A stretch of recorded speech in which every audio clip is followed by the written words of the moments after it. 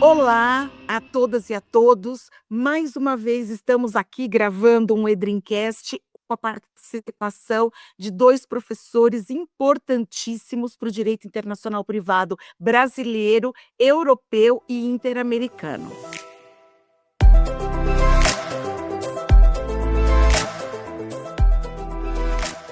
Hoje, o Edrincast vai se dedicar a apresentar a Rede de Processo Civil Internacional. E, representando a Rede de Processo Civil Internacional, nós recebemos aqui a professora Inês Lopes, que é titular de Direito Internacional Privado da UNB e co-coordenadora da rede, e o professor Guilhermo Palau, catedrático de Direito Internacional Privado da Universidade de Valência e co-coordenador de Processo Civil Internacional. A Rede de Processo Civil Internacional, ela tem um papel importante no mundo contemporâneo e globalizado, porque ela é uma interconexão do saber do direito internacional privado entre professores latino-americanos, europeus e basicamente ibero-americanos. Ter uma rede de processo civil internacional importa porque ela fortalece, sem sombra de dúvida, os instrumentos de cooperação jurídica internacional. E é isso que faz a rede, através de diálogo entre os pesquisadores, publicação de artigos para dialogar com a comunidade acadêmica, e isso é fundamental na consecução e na concretização do direito.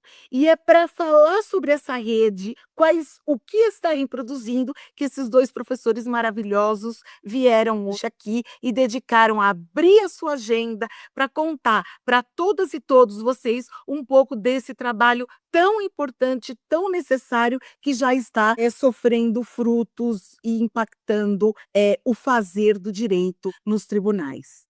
Boa tarde, professora Renata. Boa noite para quem que nos escuta, os mais diferentes os horários. É uma alegria estar aqui com o professor e com a professora Inês para discutir um tema tão importante, uma possibilidade de reflexão e aplicação, né, ao dos nossos episódios, discutindo como o direito não se realiza só nos tribunais, mas ele se realiza em diversos aspectos. E eu vou começar nosso dia fazendo uma pergunta para a professora Inês Lopes, por quem nutro aí enorme admiração, professora fundamental para a Escola de Direito Internacional no Brasil. Professora, o que é a Rede de Processo Civil Internacional? Como ela surgiu? Eu gostaria de ouvir um pouco sobre isso. Bom dia, boa tarde, boa noite a todas e todos. Cumprimento a todos os presentes aqui, a professora Renata Álvares Gaspar e também ao professor Guilherme Palau e ao professor Paulo Oliveira, que nos abrilhanta aqui com todos vocês para participar desse projeto do EDRIM.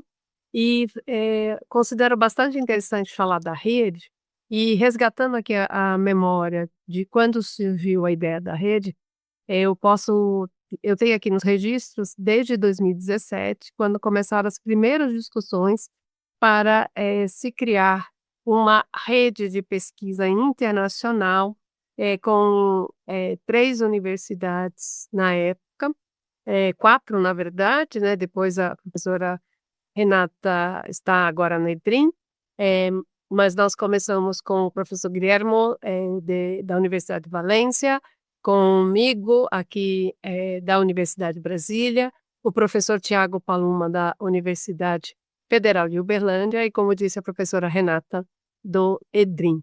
E essas discussões começaram lá em 2017, né, como a gente formaria, fazendo questionamentos, qual seria o papel da rede, quais seriam as grandes contribuições da rede que nós vamos falar.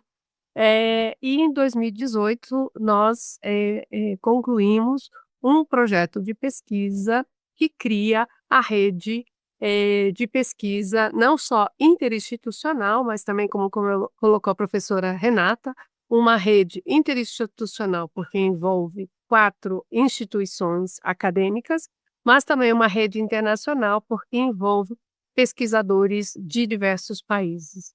E a rede, além de surgir com o objetivo de promover estudos em processo civil internacional, aprofundando as questões de direito internacional privado, né, que engloba questões referentes à cooperação jurídica internacional, seja por meio do reconhecimento e execução de decisões estrangeiras, também por meio de cartas rogatórias para obtenção de prova, também nas questões referentes à competência jurisdicional internacional o que envolve buscar garantir, em certo grau, acesso à justiça em casos transfronteiriços, né. Então, a Rede de Processo Civil Internacional oficialmente começa em 2018 e reúne, professores de diversas universidades e também,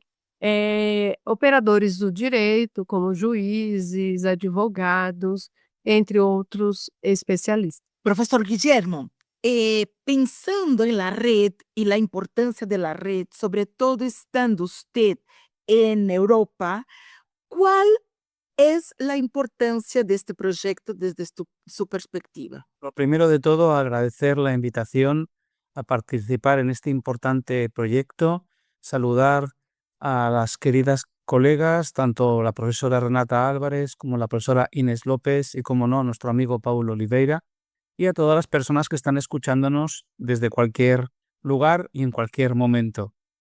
Yo creo que la presentación que ha hecho la profesora López es más que esclarecedora y pone de relieve la importancia que tiene la red.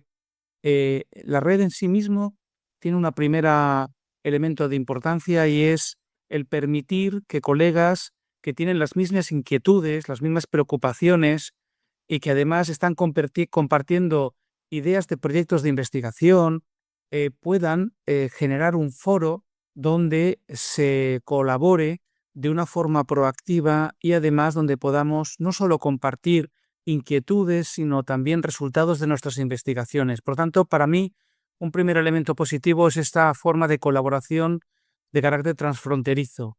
La segunda importancia, creo yo, que es el vínculo transatlántico entre principalmente países europeos y de Latinoamérica, sobre todo de la América hispana y también de la América lusófona. Yo creo que es muy importante. De hecho, aquí estamos hablando en dos idiomas, que son los dos idiomas, podríamos decir, oficiales de la red, como son el portugués y el español, y pone de manifiesto esta colaboración estrecha entre países que tienen unas tradiciones comunes, pero no solo eso, sino más importante, deseos también comunes de futuro. Y yo creo que eso en sí mismo es también positivo, generar esta colaboración entre investigadores de ambos lados del Atlántico. La tercera importancia para mí se debe a la temática. Cuando hablamos de cooperación judicial, estamos hablando en definitiva de tutela judicial, de acceso a la justicia. Estamos hablando de cuestiones que afectan a los derechos fundamentales de las personas. Y en un mundo globalizado, con relaciones entre diferentes países, es algo cada vez más frecuente. Por lo tanto, yo creo que dar respuesta a problemas prácticos que están surgiendo y que además plantean dificultades muy similares en ambos lados del Atlántico, yo creo que es en sí mismo muy positivo, incorporando visiones tanto teóricas como prácticas. Y yo creo que también me atrevería a decir una cuarta importancia o elemento de importancia, y es el elemento de actualidad. Es decir, nosotros no estamos atados a esquemas antiguos o esquemas ya sobrepasados, sino que intentamos buscar cuestiones fronterizas y de futuro. Por tanto, estamos siempre abordando cuestiones muy actuales, especialmente novedosas y problemáticas. Yo creo que también la elección de los temas hace que nos sentamos todos muy cómodos y ver cómo cuestiones que se están suscitando en estos momentos en diferentes países y cómo podemos aproximarla como juristas y compartir esos resultados, yo creo que también eso es muy importante. En definitiva, se trata de generar un espacio de diálogo entre ambos lados del Atlántico con un objetivo social, un objetivo público, que es favorecer a nuestras sociedades y a los ciudadanos. Muito interessante ouvir do professor Guilherme falar a importância desse objetivo social, né, favorecer os cidadãos, utilizar do direito internacional e principalmente do processo civil internacional como um instrumento para a efetivação da cidadania no seu sentido amplo e para a efetivação de direitos, né? O quanto o instrumento também é importante para que a matéria consiga chegar onde ela precisa chegar. E pensando nessa importância da estrutura do processo civil internacional, professor Inês, eu queria ouvir um pouco da senhora quais são esses desafios que vêm sendo enfrentados, né? Porque o que a gente absorve do que o professor trouxe, do que a senhora trouxe, é que a rede ela não se conforma só com aqueles problemas que são teóricos, mas também os problemas que surgem da prática desse direito internacional, se hoje é possível a gente dizer que há um direito internacional, ou que todo direito em qualquer matéria se internacionalizou.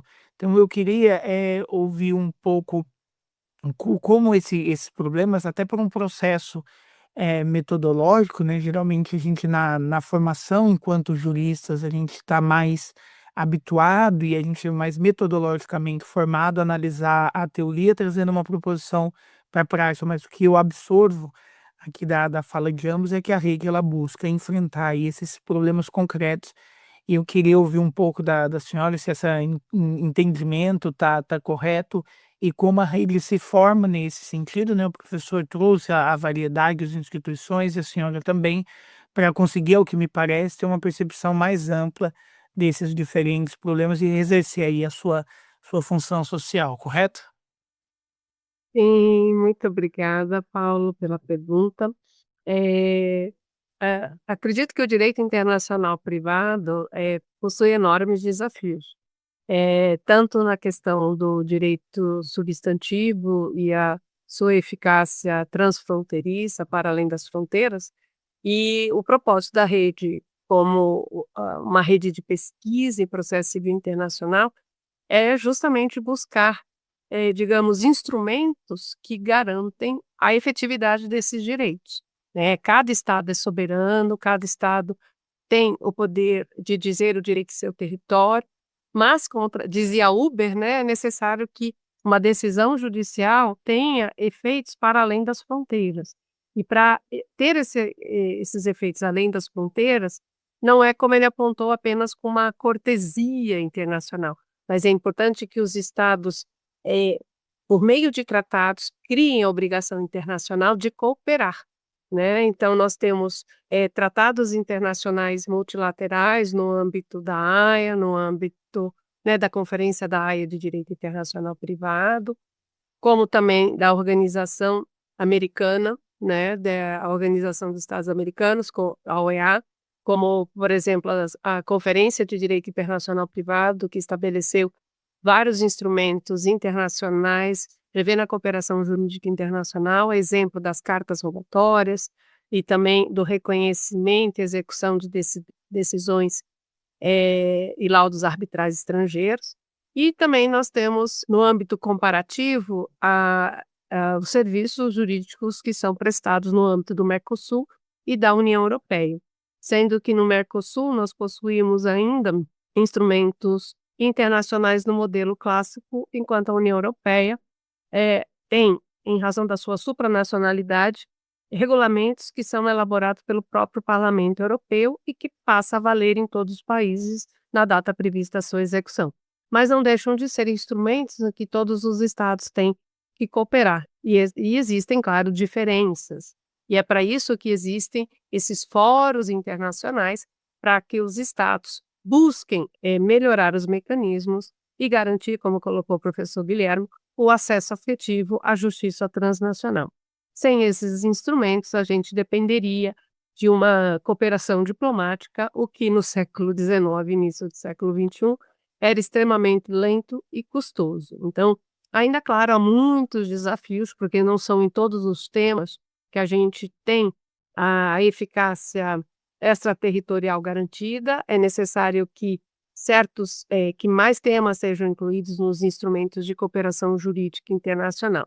E para isso é necessário se pautar pelos princípios da confiança mútua e, a partir desses instrumentos, ir aperfeiçoando. Por exemplo, Brasil e Espanha, há o acordo bilateral entre o Brasil e Espanha, mas claro que outros acordos, como o da AIA, o da IBRD, né, acabam fazendo com que haja outros instrumentos para que as pessoas, tanto da Europa como da América Latina, consigam ter acesso a outras jurisdições, né. Desafios continuam, mas eu diria que esses desafios são temáticos e uma das barreiras também é a questão linguística, né, porque, quando se vê em português e espanhol, a gente consegue ainda mais, por exemplo, ter, tradutores, mas o custo da tradução, o custo ainda, né, a questão das custas judiciais e a custa também do próprio processo internacional ainda é bastante elevada, né, mas eu acredito que a gente está muito melhor do que era 50 anos atrás. Então e a rede vem exatamente para trazer essas reflexões, com estudos aprofundados sobre sistemas, né, ainda mais com o uso das tecnologias hoje também, que podem ser que facilitem essa cooperação para que mais pessoas tenham acesso a seus direitos além das fronteiras. É isso. Obrigada. Bueno, queda evidente, ¿no, profesor, que este lugar, este locus llamado Red de Proceso Civil Internacional es muy importante para la concretización del acceso a la justicia, ¿no? Entonces, me parece que un lugar donde se puede debatir para fortalecer estos instrumentos es esencial en un mundo globalizado. Entonces, ¿nos podría contar cómo está conformada esta red? ¿Cuántos investigadores y de qué forma se va amalgamando todo esto? Bueno, pues como estaba explicando antes la profesora López, el proyecto se inició pues hace unos 7 años con una colaboración estrecha entre primero 3, luego 4 coordinadores, en los cuales pues vieron que tenían inquietudes conjuntas y que además no solo tenían este tipo de deseo de trabajar en temas parecidos, sino que además contábamos con las herramientas tecnológicas que hoy contamos.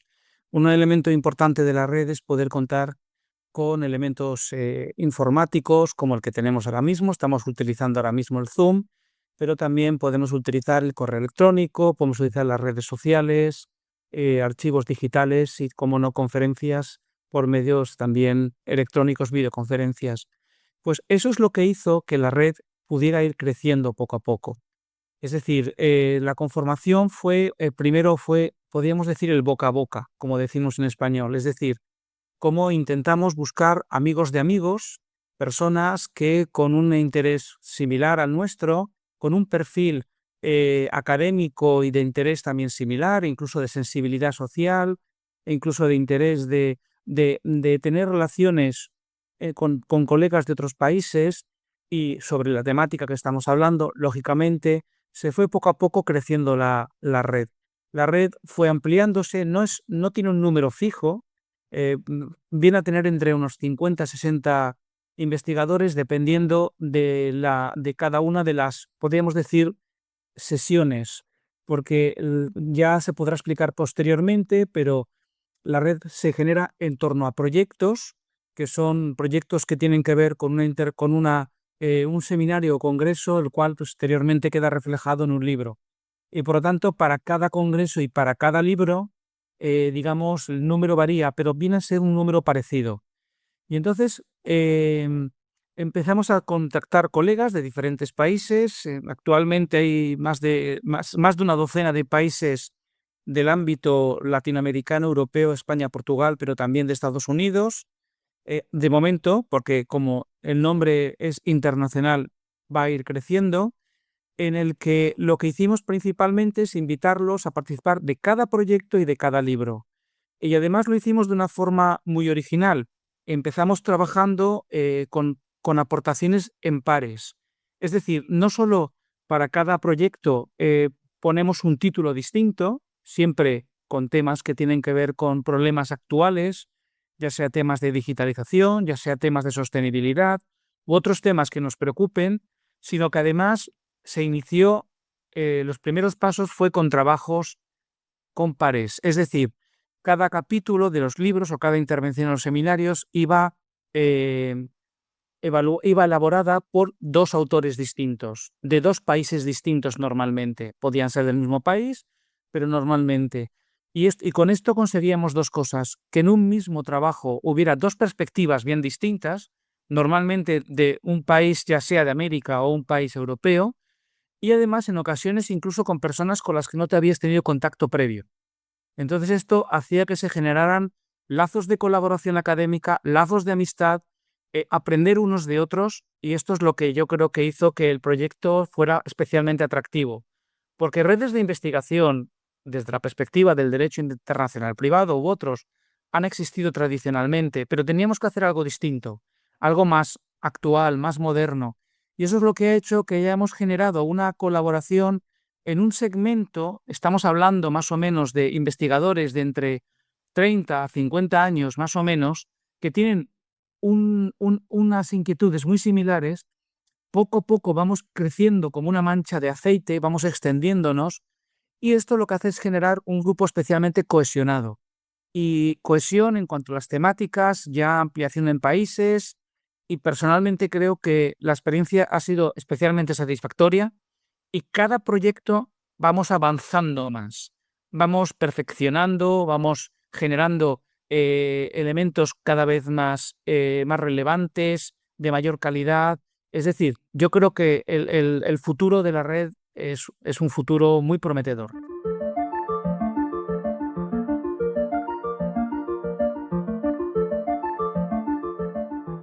E muito bom ouvir desse futuro, né, desse futuro promissor e desse futuro necessário, né.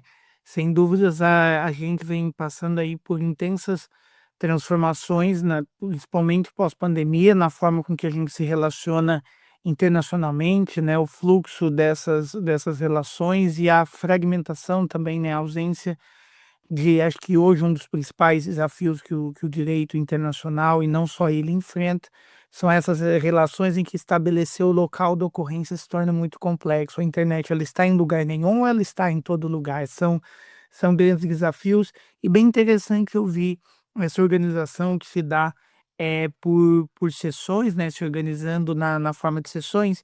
Então, professora, nesse sentido, se a senhora puder nos trazer para a gente um pouco dos temas que a rede já tratou, e não sei se aqui nos cabe um spoiler do que a rede tem trabalhado agora, o qual vai ser o próximo evento, o próximo livro. Eu particularmente utilizei muito o último livro que saiu, particularmente, teve vários artigos que foram muito importantes para minha atuação, tanto profissional como acadêmica, e estou ansioso ver se as ouvintes do Edrincast ganham aí um spoiler do que está por vir. Muitíssimo obrigada, Paulo, pelas perguntas, né? E assim, nós, como foi colocado pelo professor Guilhermo, essa rede e essa metodologia que nós utilizamos de trabalho por pares, não só aproxima professores de diferentes países, né, mas também aproxima os grupos de pesquisa de cada um desses professores, aumentando a capilaridade da divulgação e também do conhecimento, né, do que o outro professor e dos grupos que existem, né, que muitas vezes, quando participamos de congressos internacionais, nem sempre a gente consegue identificar os grupos de pesquisa que existem por trás desses projetos, né. Então, um dos pontos positivos da rede também é aproximar a os grupos de pesquisa de diversas universidades.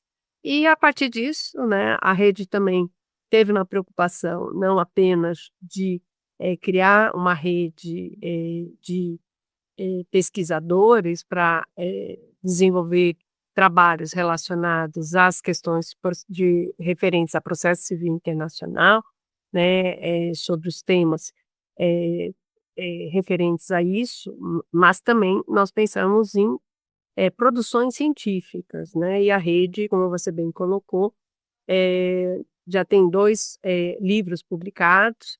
O primeiro foi os litígios civis internacionais no espaço ibero-americano, né, e os desafios, e também o outro foi sobre os desafios na era digital, né. Então a gente tem o segundo livro como Justiça Civil Internacional e Desafio Digital, uma análise ibero-americana. E o primeiro a gente trouxe essa perspectiva também dos litígios civis internacionais, também a partir dessa perspectiva.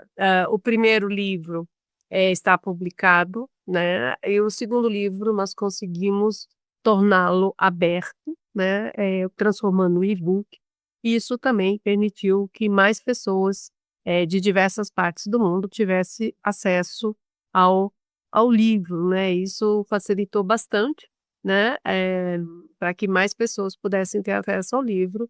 E claro que a rede, o que é importante frisar, que além dos professores, colaboradores, nós temos uma rede de apoio de estudantes, tanto de investigação científica como de mestrado e doutorado, que nos apoiam muito. E nós temos que agradecer todo o trabalho que eles têm feito por isso. Alguns já se tornaram mestres, já publicaram no nosso livro também. E a rede agora também começa a fazer o planejamento do próximo projeto do livro, e nós estamos trazendo também, como foi colocado, não só o tema sobre o processo civil internacional, mas também continuar trazendo as questões das tecnologias e pensar também no que vai se entender por sustentabilidade, né? Aqui eu só estou dando um pequeno spoiler, né, do próximo, mas a ideia é trazer sobre a perspectiva também do desenvolvimento sustentável, para que a gente possa continuar operando, e bem como colocou o professor Guilherme, nós procuramos trabalhar com temas inéditos e também com artigos baseados no ineditismo, e considero também, como o professor Guilherme colocou, essa rede como pioneira dentro da cooperação ibero-americana na parte acadêmica, né? E cada vez mais estamos ampliando, começamos com uma rede ibero-americana, mas já incluímos agora professores dos Estados Unidos e, quiçá, vamos ampliando essa rede para torná-la cada vez mais internacional. Também tivemos alguns encontros, um encontro da rede, né, não só para conhecer uns aos outros, mas também para que as pessoas pudessem conhecer os membros da rede. Nós devemos também planejar novos eventos com os membros das redes, para que a gente possa não só divulgar por meio de livros, mas divulgar por meio das tecnologias da comunicação e informação os trabalhos que são desenvolvidos pela própria rede. Sensacional. E é importante 2 aspectos aí do que a Inês falou, né. Primeiro, de alunos que eram alunos e hoje já são mestres e doutores. Eu me lembro muito da Mari e da Mariana Jacó, né, que começou como monitora da rede, hoje ela é mestre já pela McGill no Canadá, está por lá fazendo doutorado, e de monitora virou pesquisadora, porque no último artigo que eu escrevi, ela escreveu junto comigo já como mestre, né.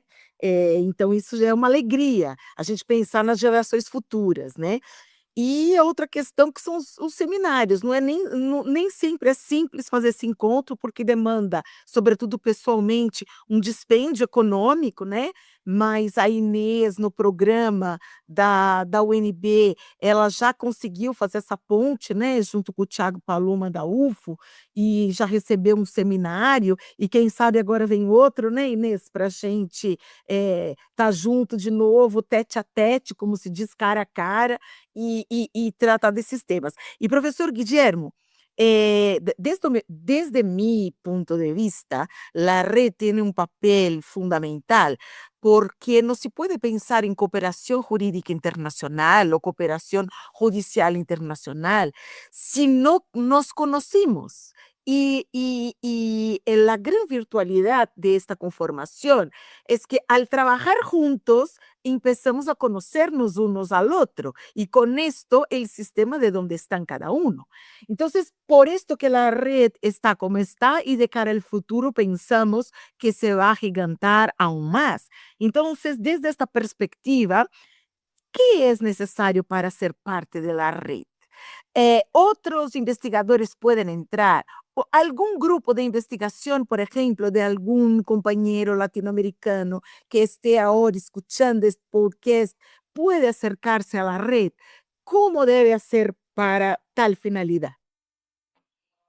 Muchísimas gracias. Una pregunta muy interesante. Me gustaría, primero, como ha dicho la profesora Inés López, creo que es muy justo reconocer el trabajo que no solo, lógicamente, los coordinadores hemos hecho y de forma individual, todos los investigadores que han participado en todas las ediciones, sino de forma muy, muy significativa las personas que han colaborado en cada momento.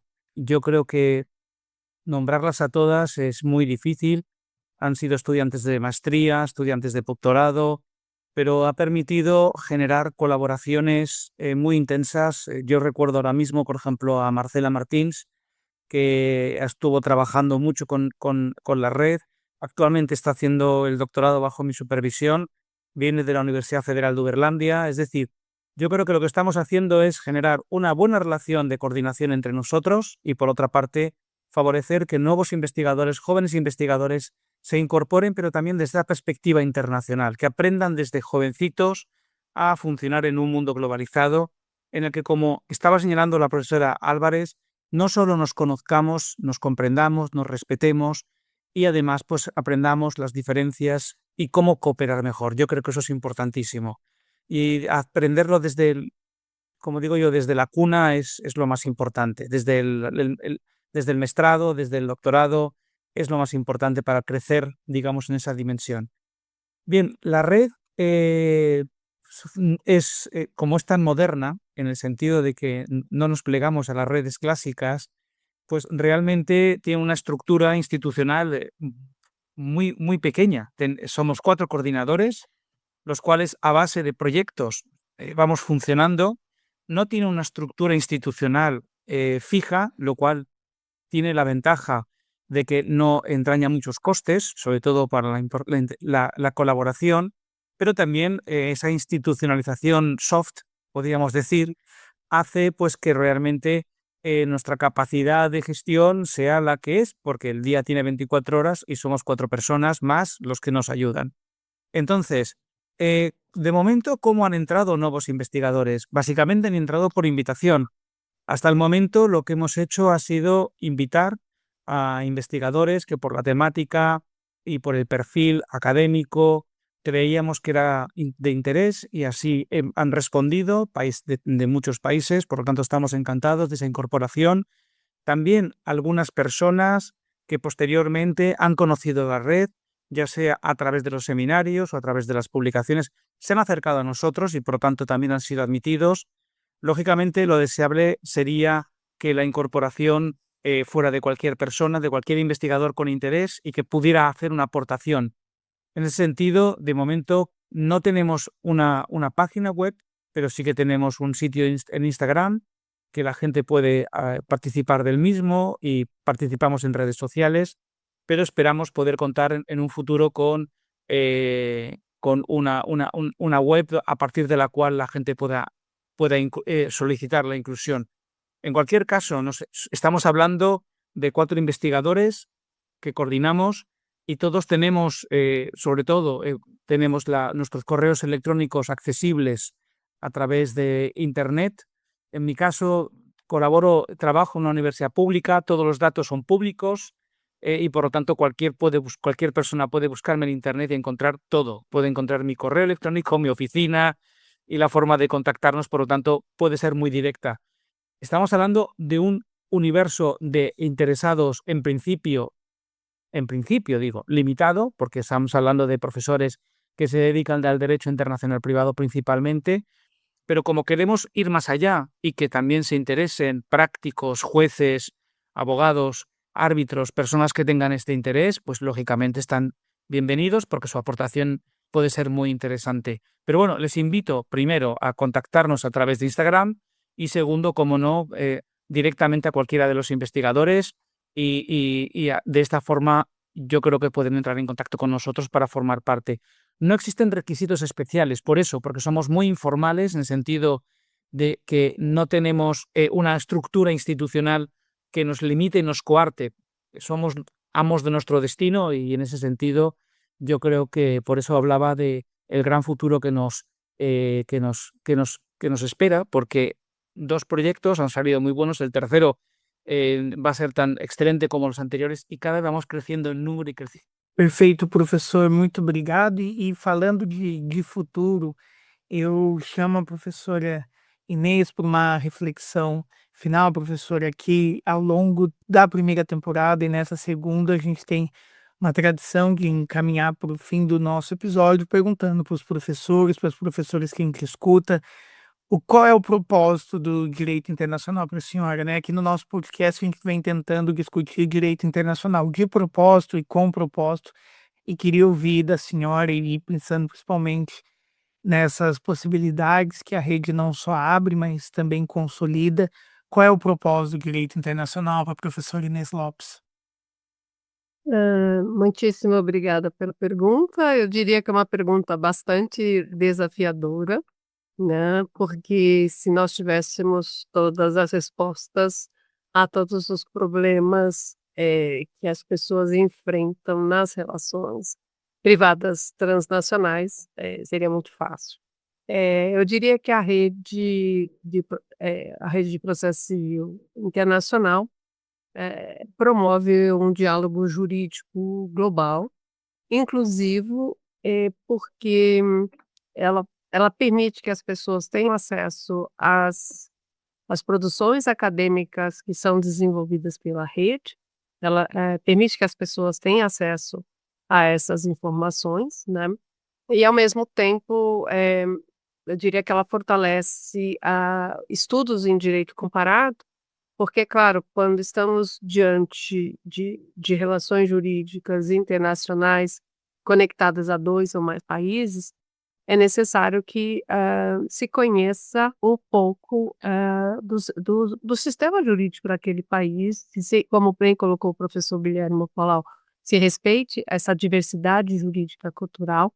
E, nesse sentido, eu diria que o papel do direito internacional, assim como o papel da rede, ser um espaço vivo, de intercâmbio de ideias, né, e de estudos que busquem, solucionar, certas questões jurídicas e que, sejam fórum de debates para enfrentar os desafios, marcados por um mundo cada vez mais tecnológico, mais pautados pelo acesso à justiça internacional, né, acesso transnacional à justiça, e também, baseado, nas pautas de desenvolvimento sustentável, né, e principalmente, a rede também, como disse o professor Guilherme Palau, somos poucos, né, somos 4 coordenadores da rede, praticamente um projeto sem recursos, mas que consegue ter essa capilaridade, né. Então eu diria que nós temos muita vontade, somos apaixonados pelo que fazemos e temos uma preocupação com esse trabalho coletivo, né, e de ampliar, e como a professora Renata também colocou, dessa formação da comunidade científica, capilarizando e permitindo que novos, pesquisadores ingressem na rede, e nisso nós vamos retroalimentando a rede para que ela cresça cada vez mais e pautada por uma preocupação de uma justiça global, acessível, equitativa e sustentável. É isso. Obrigada. Profesor Guillermo, y ahí le extiendo la misma pregunta, la misma reflexión, o sea, como un gusto final que nos da a nuestros oyentes sobre la importancia del derecho internacional privado, de propósito y con propósito, como decimos nosotros aquí en el ámbito de la red. Bien, gracias por la pregunta. Eh, yo creo que nadie escapa que actualmente en un mundo tan interconectado y donde las relaciones internacionales cada vez son más frecuentes, afectando lógicamente a la vida de las personas en su actividad privada, desde tantas perspectivas, yo creo que el ordenamiento que gestiona ese tipo de realidades es especialmente relevante. Es símbolo del sentido cosmopolita de la humanidad y, por otra parte, es una herramienta esencial para la gestión de las relaciones y de la globalización en general. Por lo tanto, discutir, investigar, escribir, generar conocimiento compartido sobre estas cuestiones es especialmente relevante en este ámbito. Y sobre todo pensemos no ya en los desafíos como el desarrollo sostenible, sino también el desafío que las nuevas tecnologías están generando en la humanidad. La perspectiva jurídica, ética y jurídica es especialmente relevante para poder acometer este tipo de desafíos. Y es mejor hacerlo siempre con amigos. Es mejor hacerlo siempre desde más perspectivas que la una propia. Es mucho mejor ver formas de vista diferentes para poder establecer marcos de operación, reglas y además soluciones viables. Yo creo que por eso es muy importante esta disciplina, el enfoque de la red y lógicamente el trabajo que estamos haciendo, porque son muchos desafíos a los que nos enfrentamos. Son desafíos que nos ocupan a la humanidad entera, pero que se empieza siempre por pocas personas y luego vamos avanzando. Ese desafío, desde luego, lo tiene que acometer la red en los próximos proyectos, seguir profundizando en los mismos, seguir profesionalizándonos, seguir incorporando más perspectivas, más colegas, y yo creo que en ese sentido las 4 coordinadores estamos en la misma onda de abrirnos a nuevas perspectivas, nuevas formas de pensamiento y nuevos talantes. Yo creo que eso es muy importante. Y las nuevas generaciones son esenciales. Las nuevas generaciones son esenciales, porque ellos han nacido con estos desafíos, nosotros nos hemos incorporado posteriormente, ellos han nacido con ellos y van a ser los que tengan que poner en funcionamiento todo aquello que estamos ahora investigando. Muitas graças. E para você que nos escuta, para você, nosso ouvinte, não deixa de se inscrever, não deixa de ativar as notificações. A cada 15 dias, nas plataformas gratuitas, um novo episódio do Dreamcast. Muito obrigado e até o nosso próximo episódio.